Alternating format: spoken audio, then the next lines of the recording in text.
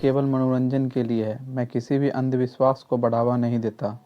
Hello दोस्तों, मेरा नाम अमित है और मैं आपके लिए अच्छी अच्छी कहानियाँ इस चैनल पर लाते रहता हूँ। आपको हमारी कहानी थोड़ी सी भी अच्छी लगी तो आप इस कहानी को लाइक करें और साथ में चैनल को सब्सक्राइब ज़रूर करें। तो चलिए बढ़ते हैं इस कहानी की ओर।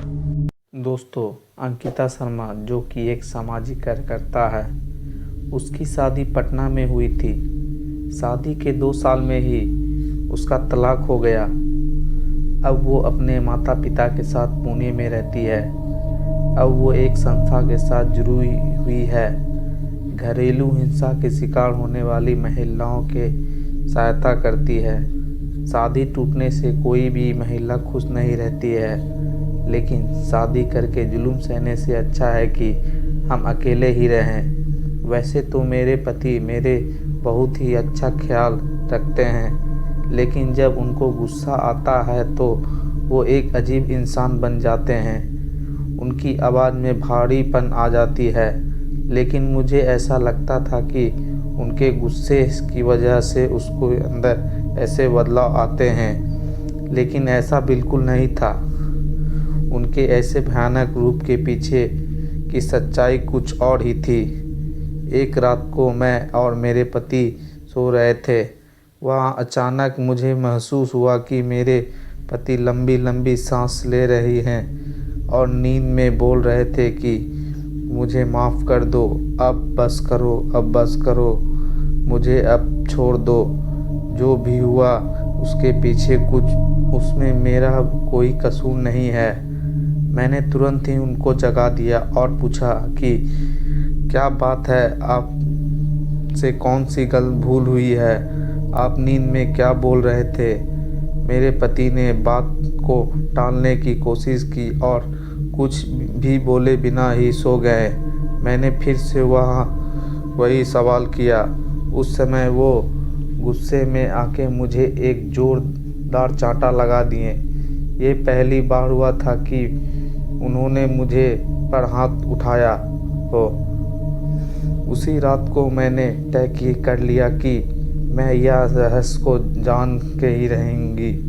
दूसरे दिन मैंने अपनी सास से उनके बेटे की कसम दिलाकर सारी सच्चाई के बारे में जान लिया। शादी से पहले मेरे पति की दूसरी लड़की के साथ सगाई हो चुकी थी और 3 महीने के अंदर ही वह सगाई टूट चुकी थी। सगाई टूटने के बाद उस लड़की ने पंखे से लटककर आत्महत्या कर ली थी और वही लड़की अब प्रेत बनकर मेरे पति को हैरान कर रही है। इस बात के कारण कोई भी इस परिवार में अपनी बेटी देने के लिए नहीं तैयार होता था, इसलिए उन्होंने ये बात हमसे छुपाई थी। उस रात मैंने अपने पति से खूब लड़ाई की और मैंने तलाक लेने का फैसला कर लिया, क्योंकि इतनी बड़ी सच्चाई हमसे छुपाकर हमें धोखा दिया गया था। एक रात को करीबन रात के 2 बजे मुझे जगाकर बोला कि तुम इस कमरे से बाहर निकल जाओ। उस समय उसकी आंख खून से चारों ओर लाल हो गई थी और मेरे सामने इस तरीके से देख रहे थे कि मैं कोई पराई व्यक्ति हूँ। मुझे पता था कि इस समय अगर मैं विरोध करूँगी तो वो मेरे साथ मारपीट करेंगे, इसीलिए मैंने चुपचाप वहाँ से बाहर निकलकर ड्राइंग रूम में आकर सो गई। लेकिन मुझे नींद नहीं आ रही थी, इसीलिए मैंने यह सोचा था कि मेरे आगे की ज़िंदगी कैसे बीतेगी। उसी समय बेडरूम से किसी के बात करने की आवाज़ आने लगी। मेरे शरीर डर के मारे कांपने लगा, क्योंकि कमरे में मेरे पति के अलावा वहाँ पे कोई नहीं था। मैंने तुरंत कमरे से झांक कर देखा तो मेरे तो होश ही उड़ गए। हमारे कमरे में पंखे पर लाश लटक रही थी। मेरे पति लाश के नीचे बैठकर ज़ोर ज़ोर से रो रहे थे और पास में खड़े हुए एक परछाई से बात कर रहे थे। ये सब देखने के बाद मुझे तो चक्कर आने लगा। मैंने तुरंत सास और ससुर को उठाया और बेडरूम का दरवाज़ा खुलाने के लिए कहा। थोड़े ही देर में मेरे पति बेडरूम से बाहर आ गए और अपनी सारी बातों से मुकर गए और उस समय कमरे में कोई नहीं था। मैं दूसरे ही दिन अपने माता पिता के यहाँ चली गई और सारी सच्चाई बताई। मेरे पिता ने मुझे एक साधु के पास ले गया। मैंने उसको सारी बात बताई। तब उन्होंने जो कहा एक चौंका देने वाली रहस्य थी।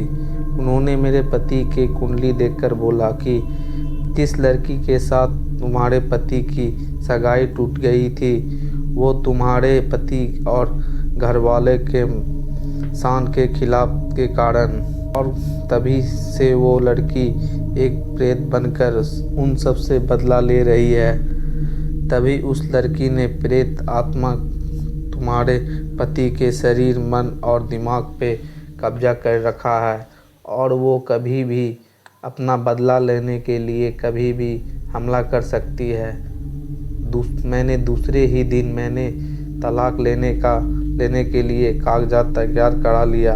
के बाद मैं उस भयानक वातावरण से बाहर आ गई।